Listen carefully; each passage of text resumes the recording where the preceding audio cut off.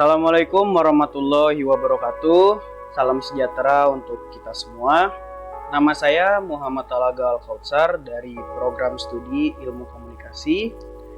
Hari ini saya akan mempresentasikan salah satu materi dari mata kuliah pengantar sosiologi berjudul Penyimpangan Sosial.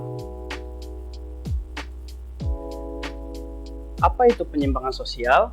Menurut Kamus Besar Bahasa Indonesia, perilaku menyimpang dapat diartikan sebagai tingkah laku, perbuatan, atau tanggapan seseorang terhadap lingkungan yang bertentangan dengan norma-norma dan hukum yang ada di dalam masyarakat.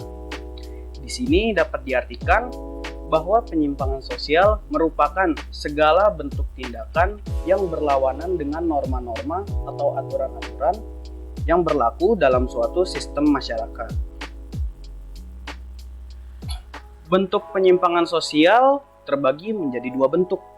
Yang pertama, penyimpangan primer, dan yang kedua, penyimpangan sekunder. Apa itu penyimpangan primer?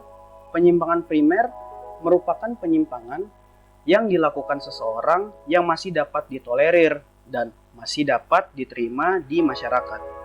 Contohnya, seperti melanggar rambu lalu lintas, malas bekerja, mencontek, dan sebagainya. Penyimpangan sekunder. Apa itu penyimpangan sekunder? Penyimpangan sekunder merupakan penyimpangan yang dilakukan seseorang yang tidak dapat ditolerir di suatu masyarakat. Beberapa contohnya seperti pembunuhan, perampokan, pemerkosaan, dan sebagainya. Jenis penyimpangan di sini terbagi menjadi dua jenis. Yang pertama ada penyimpangan secara individual, dan yang kedua adalah penyimpangan secara kolektif.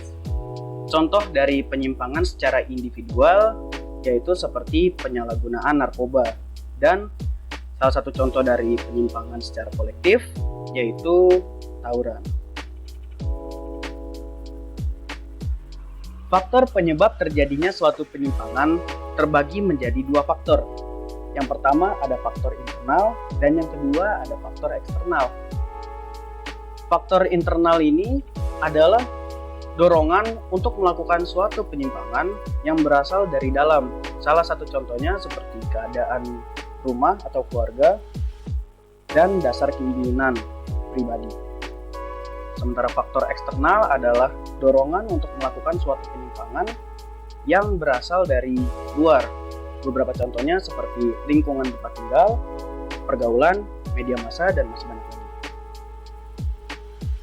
Adapun faktor-faktor lain penyebab terjadinya suatu penyimpangan, diantaranya seperti kurangnya sosialisasi, kurangnya tingkat pemahaman seseorang dalam memahami aturan atau norma tersebut, dan tingkat keketatan suatu aturan tersebut, longgar atau tidaknya suatu aturan tersebut.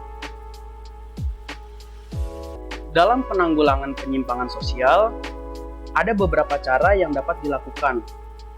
Beberapa contoh caranya seperti pemberian sanksi, penyuluhan dan rehabilitasi sosial, penanaman nilai dan norma sejak dini, mengembangkan kegiatan positif dalam masyarakat, pembentukan pribadi dan penanaman prinsip, dan masih banyak lagi. Demikian yang dapat saya presentasikan mengenai materi penyimpangan sosial. Kurang lebihnya mohon maaf. Terima kasih sudah menonton. Wassalamualaikum warahmatullahi wabarakatuh.